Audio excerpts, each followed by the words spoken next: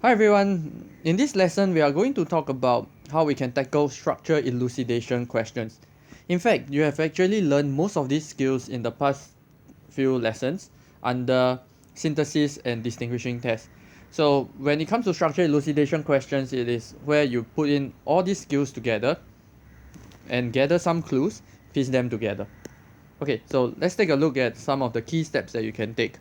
Alright, so like I've mentioned, it combines skills in both synthesis and distinguishing test questions. Your job is to collect clues and piece them together. So there's only one extra thing that I want to share with you, and this is the power of counting. Alright, so this idea of counting has helped me many times in many situations to get the right answer. So what do I need to count? The first thing is for me to count or calculate the degree of unsaturation, which is something that I've already taught you in a previous lesson. We also want to look at the C is to H ratio.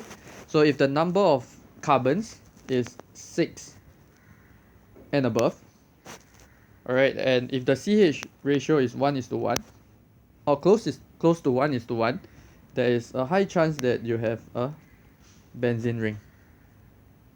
Alright, but at the same time, you can also have 6 carbons, 1, 2, 3, 4, 5, 6 carbons with 3 double bonds.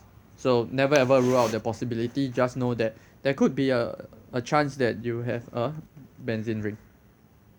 Alright, and if you have a benzene ring, you'll notice that straight away the degree of unsaturation is 4, 3 for the 3 double bonds inside, and 1 for the ring. Next, we can actually count the number of carbons outside of the benzene ring. So for example, if you have C9H something, you will know that if you see a C is to H ratio of almost 1:1, something a little bit higher than that is fine.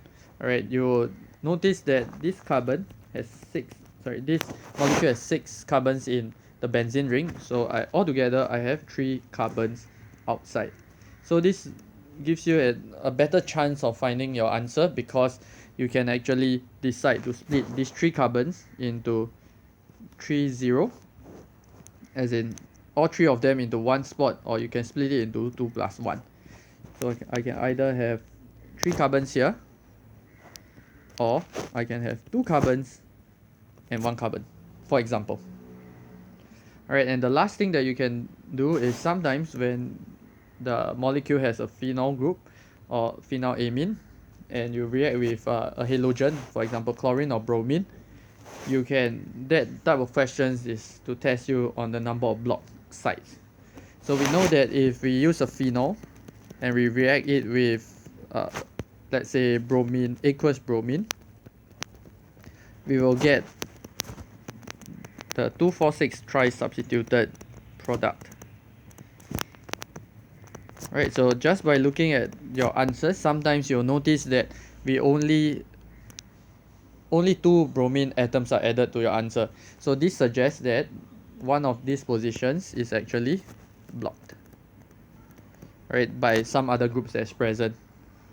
But what it also means is that there are 3 other any additional groups can also be added into these 2 blank spots, but just that this Br atom will only add to 2,4,6, it will not touch 3 and 5. So in the event that you have additional groups present, more than 6 carbons present on your phenol, okay, and your product gives you 3 positions, 2, 4, 6 positions that are substituted with your bromine, and it has 9 carbons, there is a very high chance that the carbons are here, either 2 or 1, or like our previous example, 3 carbons in the 3 or 5 position. Okay, so these are some of the tricks that I can share with you when it comes to answering structure elucidation questions. But ultimately, all you need to do is to get the clues, identify and deduce what they are trying to what the clue is trying to tell you, and lastly, count. Alright, always remember to count your atoms. And I hope this is going to help you to answer more structure elucidation questions more accurately. Thank you.